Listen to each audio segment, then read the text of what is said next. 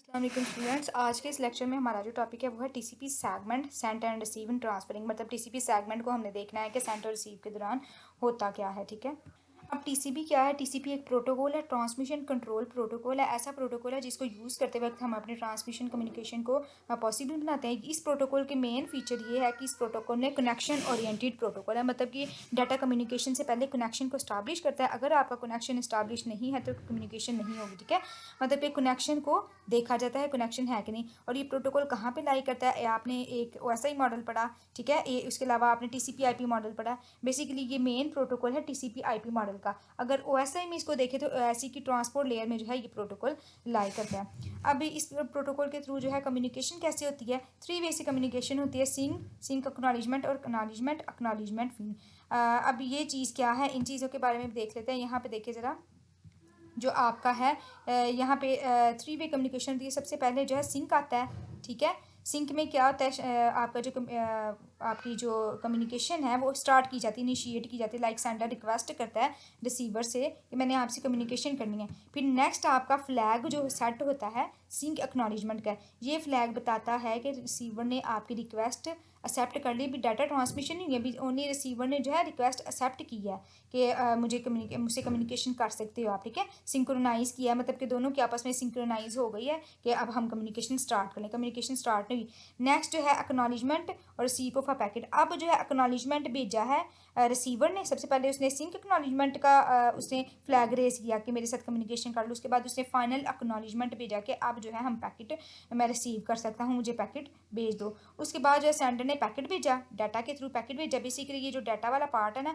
ये कोई फ्लैग नहीं है, इसमें बस बताया जा रहा है कि डाटा ट्रांसमिटर है।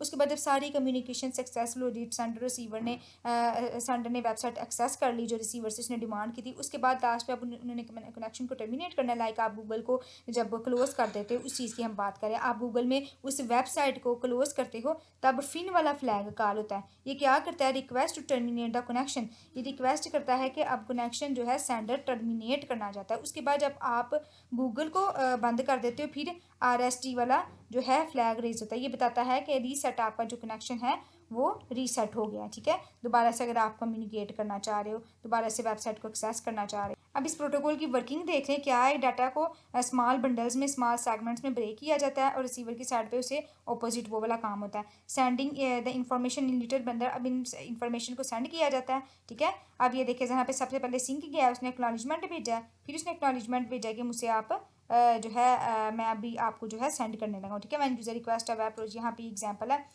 HTML पेज की यूज़र रिक्वेस्ट करता है HTML प्रोटोकॉल को यूज़ करते हुए HTTP देन रिक्वेस्ट TCP। अब देखिए ज़रा, यूज़र ने HTML पेज की रिक्वेस्ट की, किसी भी वेब पेज की रिक्वेस्ट की। वो रिक्वेस्ट किसके पास की? Server make user protocol server के HTTP प्रोटोकॉल के पास की। आगे HTTP प्रोटोकॉल ने रिक्वेस्ट किया TCP लेयर से कि मैंने ये जो वेबसाइट है ये अपने यूज़र को पहुंचानी है। ठीक है, ओरिजिनल वेबसाइट तो HTTP है ना आपकी, तो HTTP के सर्वर ने फर्दर रिक्वेस्ट की। ये TCP IP आप लगा लें, मिडल मैन लगा लें, जो इस वेबसाइट को HTTP की वेबसाइट को सेंडर और रिसीवर के दरमियान कम्युनिकेट करवाएगा। ठीक है, तो आपका जो रिसीवर है, जो HTTP जो का सर्वर है, उसने रिक्वेस्ट की TCP से कि मैंने ये कम्युनिकेशन करवानी है। ठीक है, मुझे एक कनेक्शन बना दो। और उसके बाद उसने जो है अपनी HTML फाइल की। अब TCP ने क्या किया? जितना भी HTML का पेज था उसे स्मॉल पैकेट्स में जो है डिवाइड किया। उसके बाद उसको फॉरवर्ड किया इंटरनेट प्रोटोकॉल के थ्रू, मतलब नेटवर्क लेयर में। आगे TCP लेयर सेगमेंट लेयर है ना, तो सेगमेंट से नेटवर्क लेयर में मूव करवा के वो पैकेट जो है एक्चुअली जो है पैकेट वो रिसीवर के पास पहुंचा। रिसीवर हम हैं, हम पैकेट को डिमांड कर रहे हैं, हम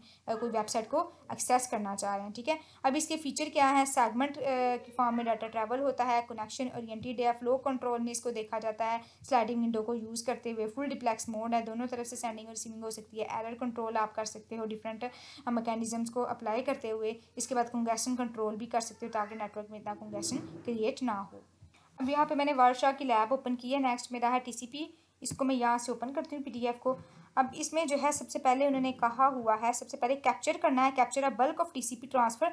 अपने कंप्यूटर से, रिमोट कंप्यूटर से आपने TCP सेगमेंट को कैप्चर करना है। उसका स्टेप क्या है? सबसे पहले मुझे इस वेबसाइट पे जाना पड़ेगा। ठीक है, मैं इस पर क्लिक करती हूँ, इस वेबसाइट पे पहुँची तो मुझे ये वाला पार्ट जो है शो हुआ।